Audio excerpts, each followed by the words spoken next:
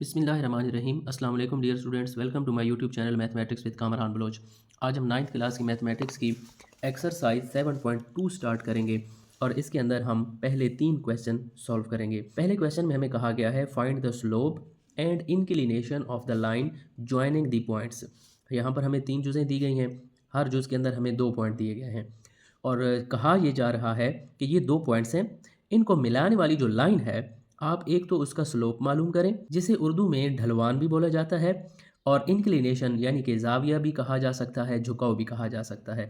तो इनके दरमियान स्लोप और इंक्लिनेशन हम फार्मूलाज की मदद से मालूम कर सकते हैं और वो पेज नंबर 129 के ऊपर हमें दिए गए हैं। Slope or gradient of a straight line joining 2 points, कि अगर 2 पॉइंटों को मिलाने वाली एक सीधी लाइन हो तो उसका स्लोप हम मालूम कर सकते हैं। स्लोप का दूसरा नाम है ग्रेडियंट। स्लोप को m से जाहिर किया जाता है और उसका ये फार्मूला है, आप इसको याद रख लें, y2 minus y1 divided by x2 minus x1। या आप यहाँ ऊपर से देखें इसकी डेफिनेशन में कि m is equal to rise divided by run, यानी कि y ऊपर है x नीचे है यहाँ पर ग्रेडियंट में। तो इसलिए हमारे पास दो नुकात हैं, तो y1 और y2 होते हैं, तो आपने इस तरह से y वाली रकमें ऊपर माइनस करनी है, x वाली नीचे। और m is equal to 10 alpha भी है यहाँ पर भी हमें ये बीच में से ये दोनों निकाल कर ये दे दी गई हैं और हमें ये कहा गया है कि inclination is defined by. Inclination के लिए हम ये वाला फार्मूला इस्तेमाल करेंगे और स्लोप मालूम करने के लिए हम y2 minus y1 divide by x2 minus x1 ये फार्मूला इस्तेमाल करेंगे। तो पहली जुज़ की तरफ चलते हैं। क्वेश्चन में हमें कहा गया है फाइंड द स्लोप, यानी कि उर्दू में इसे ढलवान कहा जाता है, एंड इंक्लिनेशन झुकाव of the line joining the points. हमें यहाँ पर दो चीज़ें मालूम करनी है, एक स्लोप दूसरा इंक्लिनेशन। ये जो पॉइंट्स हैं इनको मिलाने वाली लाइन का, आप फ़र्ज़ करें हमारे पास एक एक्स वाई प्लेन है जिसे एक्स वाई मस्तवी भी कहा जाता है। यहाँ पर एक्स होता है, यहाँ पर वाई। आप फ़र्ज़ करें एक नुक्ता यहाँ पर है, ये जो दो नुकात हमें दिए गए हैं, और दूसरा नुक्ता यहाँ पर है। तो इन नुकात को हम एक लाइन के ज़रिए से मिला देते हैं, आपस में लाइन ज्वाइन करवा देते हैं। तो एक पॉइंट यहाँ पर था, दूसरा यहाँ पर था, इनको मिलाने से ये जो स्लोप है इसे स्लोप कहा जाता है, ये हमने मालूम करना है। और दूसरा ये जो लाइन इस मस्तवी के साथ आकर मिलती है ये हमने मालूम करना है, इसे इंक्लिनेशन कहा जाता है और इसे जाविया भी बोला जा सकता है और इसे झुकाव कहा जाता है उर्दू में। तो एक हमने m मालूम करना है, यानी कि स्लोप को m से ज़ाहिर करते हैं और इंक्लिनेशन को अल्फा से ज़ाहिर करते हैं। आप चाहें तो इन नुकात को नाम भी दे सकते हैं, इसको a का नाम दे दें, इसको b का नाम दे दें, या वैसे ही रहने दें। तो हमें यहाँ पर दो चीज़ें मालूम करनी है। पहले नंबर पर है स्लोप हमने मालूम करनी है, या जिसे ढलवान भी कहा जाता है। तो ये मालूम करने के लिए इसको हम m से भी ज़ाहिर कर सकते हैं। फार्मूला हमने अभी देखा वो है y2 नफ़ी y1 बटा x2 माइनस x1।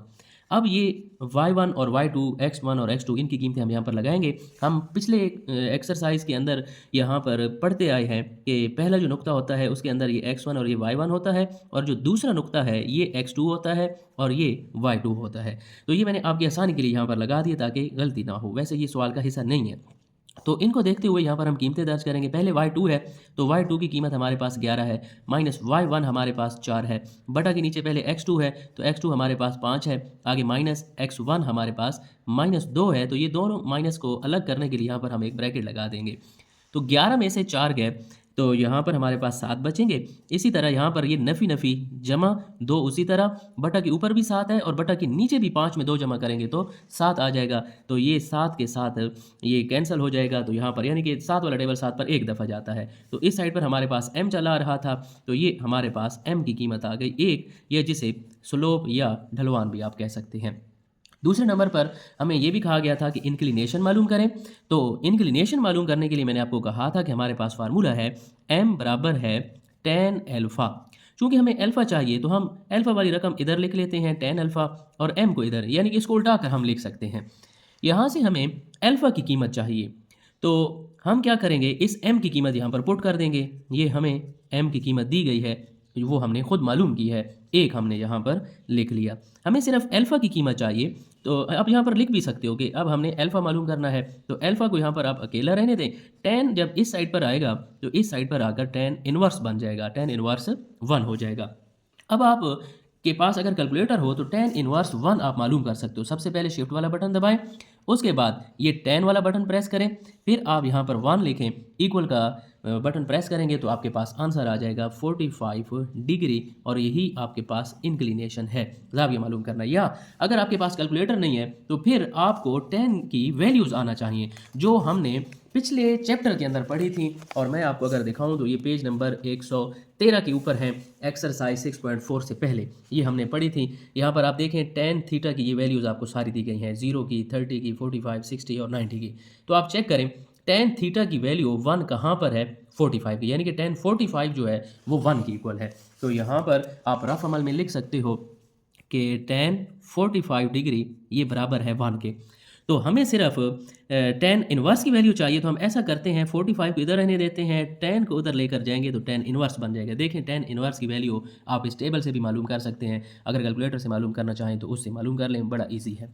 दूसरी चीज़ की तरफ चलते हैं। यहाँ पर भी हमें 2 पॉइंट्स दे दिए गए हैं और हमें ये कहा गया है कि इन दोनों पॉइंट्स को ज्वाइन करने वाली जो लाइन है आप ऐसा करें, उनका एक तो स्लोप मालूम करें, इन दोनों पॉइंट्स के दरमियान जो स्लोप है m मालूम करें, और दूसरा ये मस्तवी के साथ जो जाविया बना रही हैं अल्फ़ा, इंक्लिनेशन, ये भी हमने मालूम करना है। तो सबसे पहले हम स्लोप मालूम करेंगे। स्लोप को हम m से जाहिर करते हैं, फार्मूला है y2 minus y1 divide by x2 minus x1। तो मैं आपको यहाँ पर एक दफ़ा फिर लिख कर दे देता हूँ। पहले पॉइंट्स में x1 और y1 होते हैं, दूसरे पॉइंट के अंदर x2 और y2 होते हैं। तो यही कीमतें अब इधर हम दर्ज कर लेंगे। y2 हमारे पास है 7, नफ़ी y1 हमारे पास है -2, तो इधर एक ब्रैकेट लगा देंगे। x2 हमारे पास 2 आगे माइनस, और x1 की कीमत हमारे पास है 3। 7 उसी तरह, ये दोनों माइनस जो है आपस में ज़रब हो जाएंगी, नफ़ी नफ़ी जमा 2 उसी तरह, 3 में से 2 गए तो हमारे पास नफ़ी का एक बचेगा क्योंकि बड़े हिस्से के साथ माइनस है। तो 7 में 2 जमा करें 9, और बटा के नीचे हम 1 नहीं लिखते तो माइनस जो है हम इसी के साथ लिख देंगे। तो ये अब हमारे पास स्लोप आ गई, यानी कि m की कीमत हमारे पास आ गई। दूसरा हमने अल्फ़ा भी मालूम करना है जिसे इंक्लिनेशन कहा जाता है। तो वो मालूम करने के लिए हम फार्मूला लगाते हैं कि tan अल्फ़ा बराबर है m के। तो m की कीमत हमने अभी मालूम की है, तो tan अल्फ़ा बराबर है m की कीमत हम यहाँ पर लिख देंगे -9। हमें सिर्फ अल्फ़ा की कीमत चाहिए, तो अल्फ़ा को इधर रहने देंगे, tan इधर आएगा तो tan इनवर्स हो जाएगा -9। और यहाँ पर अब बात एक समझने वाली है, क्योंकि tan इनवर्स की कीमत हमने माइनस में मालूम करनी है। तो एक प्रॉपर्टी ये है कि साइन थीटा हो, कास थीटा, इसी तरह tan थीटा माइनस के साथ। अब मैं आपको बताने लगा हूँ कि अगर इसके साथ भी साइन थीटा हो, अंदर माइनस हो, यहाँ पर कास थीटा और माइनस हो, tan थीटा और माइनस हो, तो जब साइन थीटा ये अंदर माइनस में आ जाए तो साइन के ये जो माइनस है ये साइन से पहले आ जाती है। तो इस तरह से हम इसको लिखते हैं माइनस साइन थीटा। ये जो माइनस है ये ब्रैकेट से बाहर फंक्शन से पहले आ जाती है, लेकिन कॉस के साथ अगर माइनस आ जाए तो ये माइनस ख़त्म हो जाती है, हम इसको प्लस कॉस थीटा भी लिख सकते हैं। और tan थीटा और साइन थीटा एक जैसे हैं, ये जो माइनस है ये tan से पहले आ जाती है, ये रूल है ट्रिग्नोमेट्री का। तो tan थीटा आप जब भी ले रहे होगे और ब्रैकेट के अंदर माइनस होगा तो ये माइनस जो है ये शुरू में आ जाएगा और हम लिखेंगे ये माइनस माइनस पहले आ गया, tan इनवर्स 9 हम सिर्फ लिखेंगे। तो ये माइनस उसी तरह, तो tan इनवर्स मालूम करना है तो आप शिफ्ट का बटन दबाएं, 10 और उसके बाद 9 लिखें, आपने जिसकी कीमत मालूम करनी है। तो हमारे पास आ जाएगा 83.65। तो ये जो 9 हम छोड़ें, इशारे के बाद हम 2 हिंद से लिखना चाहते हैं, तो 9 जो है इसको छोड़ेंगे, ये 5 से बड़ा है तो इसमें 1 का इजाफा हो जाएगा।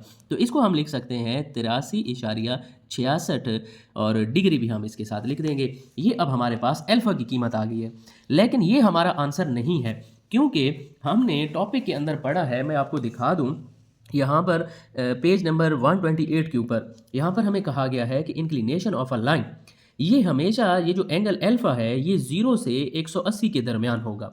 अल्फ़ा की कीमत हमेशा 0 से 180 के दरमियान होगी और ये काउंटर क्लॉकवाइज होगा। तो यहाँ पर अगर आप देखें ये वैल्यू तो हमारे पास नेगेटिव आ रही है, हमने तो कहा है कि इसकी वैल्यू जो है वो 0 से लेकर 180 के दरमियान में होगी। तो अगर आप देखें मस्तवी के अंदर ये जो जब माइनस में एंगल आ जाए तो उसकी लाइन जो है वो कुछ इस तरह से बनती है। तो ये आप देखें माइनस के साथ आ गया, यानी कि ये क्लॉकवाइज जा रहा है। जब जाविया हमारे पास माइनस में हो तो आप देखें क्लॉक इसी तरह ही चलती है ना, तो ये क्लॉकवाइज हमारे पास जाविया आ रहा है -83.66 डिग्री। लेकिन मैंने आपको अभी यहाँ पर बताया कि आपका जो ये जो जाविया है ये काउंटर क्लॉकवाइज जाना चाहिए, यानी कि यहाँ से स्टार्ट होना चाहिए, ये घड़ी की उल्टी सिमत में जाना चाहिए। तो हमें असल में ये वाला जाविया चाहिए कि ये कितना होगा।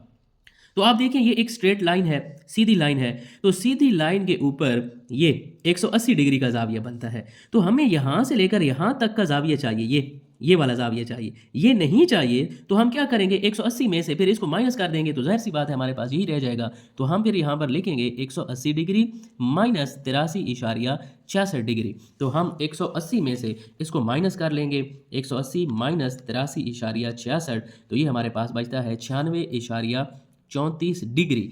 तो किताब के अंदर हमें जो इस क्वेश्चन का आंसर दिया गया है वो डिग्री और मिनट के अंदर है। तो आपने क्या करना है, इस बटन को प्रेस करना है। इसको जब आप प्रेस करोगे तो ये आपके पास आंसर आ जाएगा। 96 डिग्री 20 मिनट और 24 सेकंड भी आप लिख दें। वैसे किताब के अंदर 96 डिग्री और 20 मिनट तक है, आप साथ में 24 सेकंड भी लिख सकते हैं, ये दुरुस्त माना जाएगा। तो इस क्वेश्चन के अंदर सिर्फ और सिर्फ एक ही चीज़ समझने वाली थी, वो ये है कि जब माइनस आ जाए 10 के साथ तो वो -10 से पहले आ जाती है। लेकिन हमें अल्फ़ा का जवाब माइनस में नहीं चाहिए। आपने याद रखना है अल्फ़ा जो है वो हमेशा पॉजिटिव होगा और कहाँ से कहाँ तक होगा, 0 से लेकर 180 के दरमियान में होगा। तो ये माइनस में था, तो इसको पॉजिटिव बनाने के लिए हमें क्या करना है, 180 डिग्री में से इसको माइनस कर लेना है। जो भी ज़ाविया हमारे पास आ रहा होगा तो बाकी जो बचेगा वही हमारा फाइनल आंसर होगा। तीसरी जुज़ की तरफ चलते हैं और यहाँ पर भी हमें दो नुकात दिए गए हैं। इन दोनों नुकात की हमने एक तो स्लोप मालूम करनी है और दूसरा इंक्लिनेशन मालूम करना है, यानी कि अल्फ़ा। तो सबसे पहले हम स्लोप मालूम कर लेते हैं, जिसे हम m से ज़ाहिर करते हैं और इसका फार्मूला होता है y2 minus y1 divide by x2 minus x1। तो एक दफ़ा मैं फिर यहाँ पर आपको निशानदही करके दे दूँ, ये x1 है, ये y1 है, ये x2 है और ये y2 है। तो y2 हमारे पास है 8, तो यहाँ पर हम कीमतें लगा देंगे। 8 माइनस y1 हमारे पास होगा 6 और बटा के नीचे x2 हमारे पास 4 है, माइनस लगाकर x1 भी 4 है। 8 में से 6 को माइनस करें 2, 4 में से 4 को माइनस करेंगे तो 0 बचेगा और किसी भी हिस्से को आप 0 के साथ तकसीम कर लें, जवाब आपके पास हमेशा इन्फिनिटी आएगा। तो ये हमारे पास स्लोप आ गए। तो स्लोप हमारे पास जब आ जाए तो उसके बाद फिर अल्फ़ा हम मालूम करते हैं। यहाँ पर मैं आपको मालूम कर देता हूँ, अल्फ़ा यानी कि इंक्लिनेशन हमने मालूम करना है। तो उसके लिए हम फार्मूला लगाते हैं, tan अल्फ़ा बराबर है m। तो यहाँ पर हमने m की कीमत मालूम कर ली है और वो है इन्फिनिटी।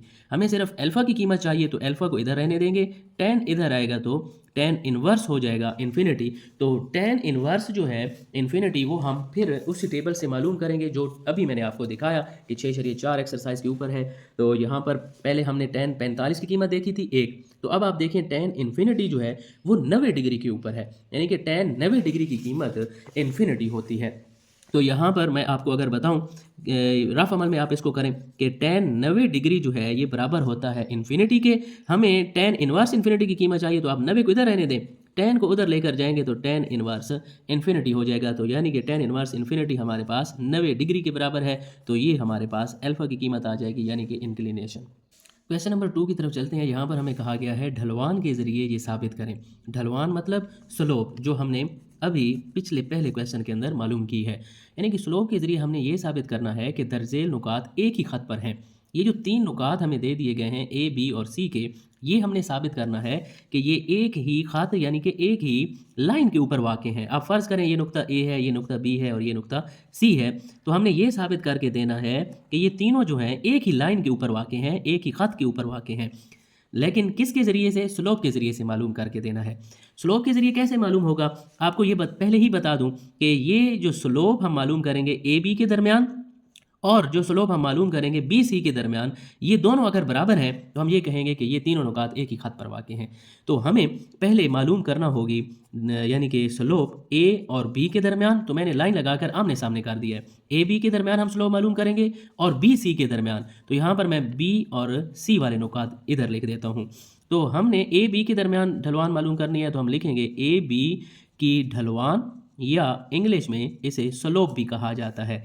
फार्मूला वही रहेगा y2 माइनस y1 बटा x2 माइनस x1। तो y2 और y1 फिर वही रहेंगे, ये x1 ये y1, ये x2 हो गया, ये y2 हो गया। तो यही कीमतें अब हम यहाँ पर लगाएंगे। y2 हमारे पास 5 है, नफ़ी लगाकर y1 हमारे पास है -3, तो यहाँ पर हम एक ब्रैकेट लगा देंगे। बटा के नीचे x2 और वो 1 है, माइनस x1 वो भी -1 है, तो हम एक ब्रैकेट लगा देंगे ताकि दोनों माइनस अलग हो जाए।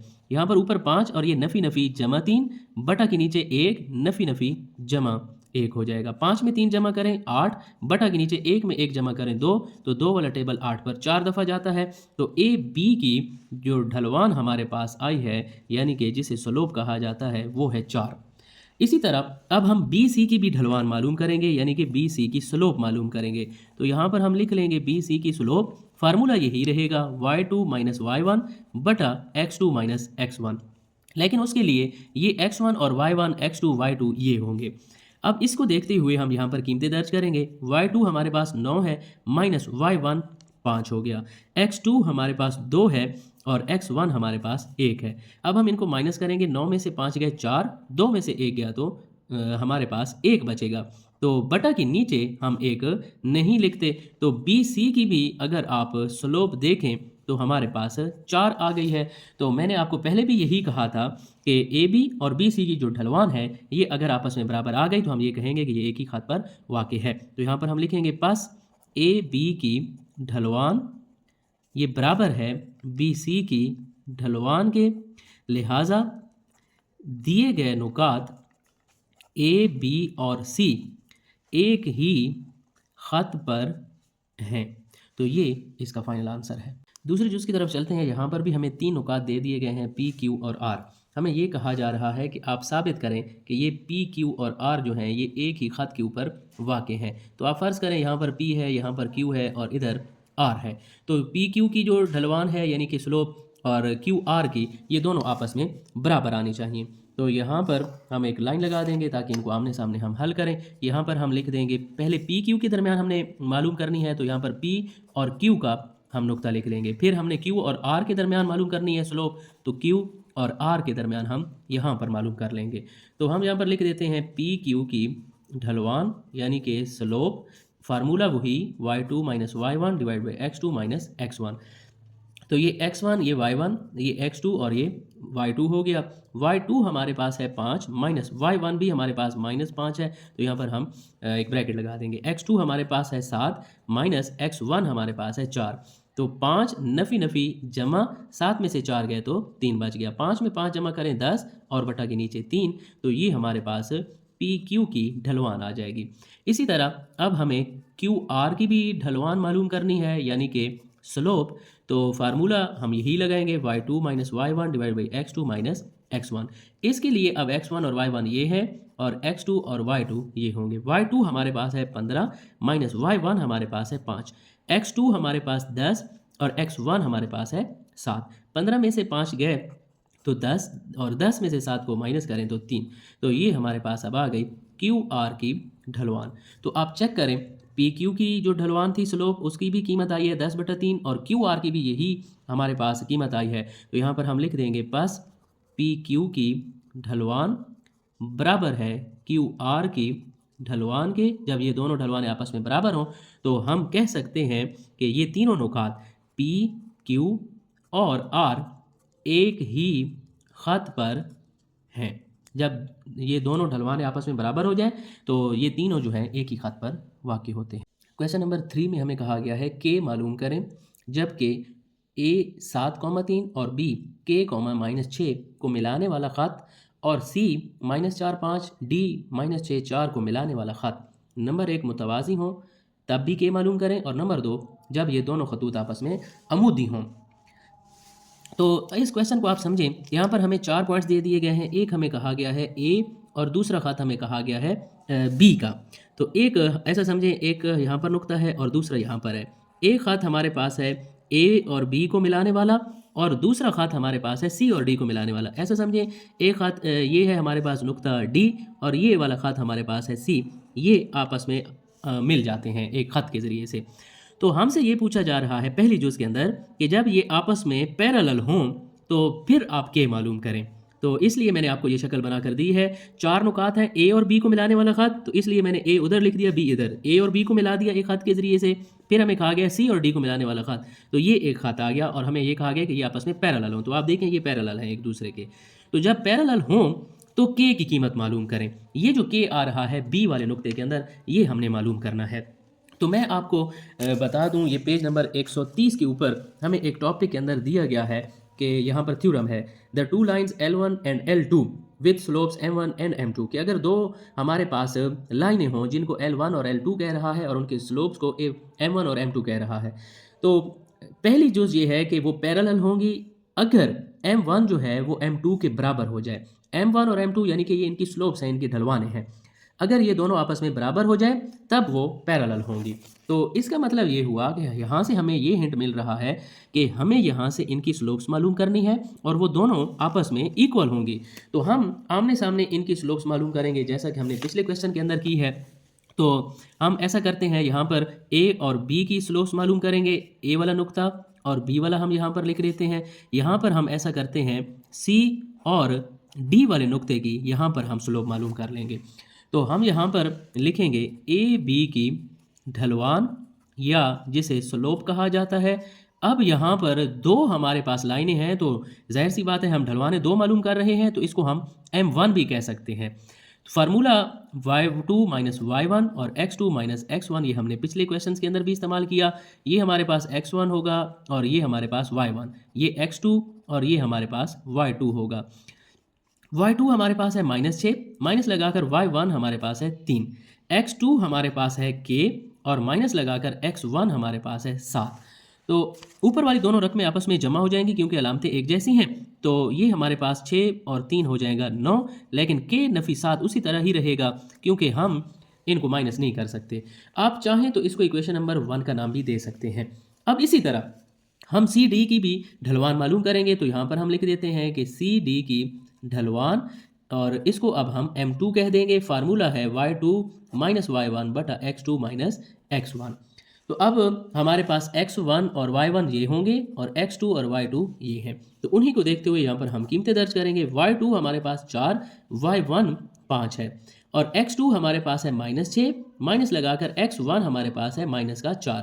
तो 5 में से 4 को माइनस कर लेते हैं, ये हमारे पास 1 बचेगा, लेकिन अलामत साथ में बड़े हिस्से की। ये -6 पहले से है और ये नफ़ी नफ़ी जमा हो जाएगा और 4 उसी तरह आ जाएगा। अब दो अलामतें नीचे मुख्तलिफ हैं, तो 6 में से 4 को माइनस करेंगे 2, लेकिन साथ में अलामत बड़े हिस्से की। तो माइनस जो है इस माइनस के साथ कैंसिल, हमारे पास M2 की भी कीमत आ जाएगी और वो है 1/2, या आप इसको मुसवाद नंबर 1 का भी नाम दे सकते हो। हमें पहली जुज़ में यही कहा गया था कि जब ये खतूत जो हैं, ये दोनों लाइनें ये आपस में मुतवाज़ी हों यानी कि पैरेलल हो। तो यहाँ पर फिर हम लिख देंगे कि जब दिए गए खतूत मुतवाज़ी हों तो फिर हमें पता है, मैंने अभी आपको पीछे टॉपिक के अंदर बताया कि ये जो M1 और M2 है ये आपस में बराबर हो जाते हैं। तो M1 की कीमत हमारे पास है नफ़ी 9 बटा के नीचे है k नफ़ी 7 बराबर हो जाएगा M2 के, और ये है 1/2 के। तो हमें k की कीमत चाहिए तो हम इनको क्रॉस में ज़रब करवा देंगे, 2 को इधर और k नफ़ी 7 को इधर। 2 को हम ज़रब करवा देंगे नफ़ी 9 के साथ और k नफ़ी 7 जो है 1 के साथ ज़रब होगा तो ये दोबारा k नफ़ी 7 ही रहेगा। तो 9 को 2 के साथ ज़रब करें तो ये 18 बन जाएगा। हमें सिर्फ k की कीमत चाहिए तो हम k को इधर रहने देंगे और नफ़ी 7 को जब इधर लेकर आएंगे तो ये जमा का 7 हो जाएगा। 18 में से 7 गया तो 11 और साथ में अलामत बड़े हिस्से की, और यही हमें k की कीमत चाहिए थी और वो हमने मालूम कर ली नफ़ी 11 की। ये बहुत ही आसान तरीन क्वेश्चन है। हमने पिछले क्वेश्चन के अंदर भी यही ढलवानें मालूम की हैं और हमने वहाँ पर 2 ढलवान मालूम करके उनको हम बराबर भी कहते थे कि ये दोनों अगर बराबर हैं तो ये एक ही खात पर वाक़े हैं। तो अब यहाँ पर ये सारा काम हमने पिछले क्वेश्चन वाला ही किया है, लेकिन यहाँ पर हमें k की कीमत चाहिए थी। हमने थोड़ा सा आगे सॉल्व किया तो हमारे पास k की कीमत आ गई। तो ये अब हमने हल कर ली पहली जुज़। अब हम दूसरी जुज़ की तरफ चलते हैं कि अगर यही खतूत ए बी और सी डी ये आपस में अमूद हों तो फिर ये कैसे हल होंगे। दूसरी जुज़ में हमें कहा गया है जब दिए गए खतूत अमूदी हों तो इनके लिए भी हम इस तरह की एक शक्ल बना लेते हैं। पहले हमें पैरेलल कहा गया था तो हमने इस तरह की एक शक्ल बना ली, वैसे समझने के लिए है, ये सवाल का हिस्सा नहीं है। अब हम ऐसा करते हैं, हमें कहा गया है कि जब ये अमूदी हों तो आप फ़र्ज़ करें 2 नुकात यहाँ पर हैं A और B वाले, या इसको हम इस तरह से बना लेते हैं, A और B को हम यहाँ पर बना लेते हैं, इनको इस तरह से ज्वाइन करवा लेते हैं। C और D को ऐसे समझे हम यहाँ पर ज्वाइन करवा लेते हैं। ये एक नुक्ता C यहाँ पर है, एक D यहाँ पर है कि एक खात हमारा ये होगा A B को मिलाने वाला और दूसरा खात C D को मिलाने वाला होगा अगर ये एक दूसरे पर अमूद हों। तो ये देखें ये C D वाला खात इसके ऊपर अमूद है। तो फिर ये जो है कैसे k की कीमत आएगी हमारे पास। तो जब हमारे पास पैरेलल थी लाइनें तो मैंने आपको बताया था कि M1 इक्वल होगा M2 के, लेकिन जब परपेंडिकुलर होगा यानी कि अमूद होगा तो फिर हमारे लिए ये वाली कंडीशन लगानी पड़ेगी कि M1 M2 को ज़रब करें तो जवाब आता है -1 के, यानी कि हमें यहाँ पर फिर M1 और M2 जो है वो मालूम करना पड़ेंगे। तो अगर क्वेश्चन पेपर में आ जाए सिर्फ यही जो दी गई हो तो आपको M1 और M2 मालूम करने होंगे। लेकिन चूंकि हमने अभी ये M1 और M2 जो है ये मालूम किए हुए हैं तो मैं यहाँ से सवाल को शुरू कर देता हूँ। तो हम यहाँ पर लिखेंगे जब सॉल्यूशन के अंदर जब दिए गए खतूत अमूदी हों तो M1 जो है M2 के साथ ज़रब होगा तो जवाब हमारे पास नफ़ी 1 आएगा। तो आप इसी बात को सिर्फ समझें कि M1 और M2 मैंने पहले मालूम कर लिया, इसलिए मैं यहाँ पर दोबारा मालूम नहीं कर रहा। हम यहीं से M1 और M2 की कीमत देखकर वहाँ पर लगा देंगे। आप सिर्फ इसी बात को समझें कि जब खतूत मुतवाज़ी होंगे तो M1 जो है वो बराबर होगा M2 के, लेकिन खतूत जब अमूदी होंगे तो M1 और M2 को ज़रब दी जाएगी तो जवाब हमारे पास नफ़ी 1 आएगा। तो अब हम M1 की कीमत यहाँ से लगा लेंगे और ये है -9 बटा के नीचे है K -7 और M2 की कीमत हमारे पास है 1/2 और बराबर की इस साइड पर हमारे पास -1 है। तो अब हम ऐसा करेंगे, ये जो माइनस है इस माइनस को इस माइनस के साथ कैंसिल करवा देंगे और ये ऊपर वाले इनसे आपस में ज़रब होंगे, नीचे वाले आपस में। 9 को 1 के साथ ज़रब करें 9 ही रहेगा और 2 को हम K नफ़ी 7 के साथ ज़रब करवा देंगे। 2 को हम ब्रैकेट लगाकर इस तरह से भी लिख सकते हैं और बराबर है 1 के। अब हम ऐसा करते हैं, हमें K चाहिए तो इस रकम को इधर ले जाते हैं, यहाँ पर सिर्फ 9 रह जाएगा।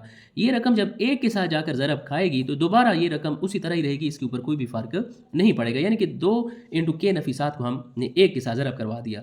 अब 2 जो है अंदर वाले दोनों हिस्सों के साथ ज़रब होगा तो ये हो जाएगा 2K -7 2 14। हमें K की कीमत चाहिए तो K को हम इधर रहने देते हैं, नफ़ी 14 को हम इधर लेकर आएंगे तो ये जमा 14 हो जाएगा। 14 में 9 को जमा करें तो ये 23 होता है। हमें 2K की कीमत नहीं चाहिए, सिर्फ और सिर्फ K की कीमत चाहिए। तो 2 जो उधर ज़रब हो रहा था इधर आकर तकसीम हो जाएगा तो ये हमारे पास K की कीमत आ जाएगी। तो ये बहुत आसान क्वेश्चन है और वेरी इंपॉर्टेंट क्वेश्चन है, आपने इसको अंडरस्टैंड कर लेना है। बहुत ही इसके अंदर सिर्फ टेक्निकल बात ये वाली इस्तेमाल हुई है। बाकी ये जो काम है M1 और M2 यानी कि ढलवान मालूम करने वाला, ये पिछले क्वेश्चन वाला है। वहाँ पर भी हम M1 और M2 को बराबर रखते थे, वही हमारा जवाब होता था। लेकिन यहाँ पर हमने थोड़ा सा हल करके K की कीमत निकाल कर देनी है। और ये आपको पता होना चाहिए कि जब खतूत मुतवाज़ी होते हैं तो M1 और M2 बराबर होते हैं, लेकिन जब खतूत अमूदी होते हैं तो M1 और M2 को ज़रब की जाती है तो जवाब -1 के बराबर आता है। तो M1 और M2 हमने पहले मालूम किए हुए हैं, वही कीमतें हमने यहाँ पर लगाई हैं और मुख्तसर करने के बाद हमारे पास K की कीमत आई है। उम्मीद है आपको आज के लेक्चर की अच्छी तरह से समझ आ गई होगी। फिर भी आपके माइंड में कोई क्वेश्चन है तो कमेंट सेक्शन में पूछ सकते हैं। लाइक करना और सब्सक्राइब करना नहीं भूलिएगा। मिलते हैं अगले लेक्चर में। अल्लाह हाफिज़।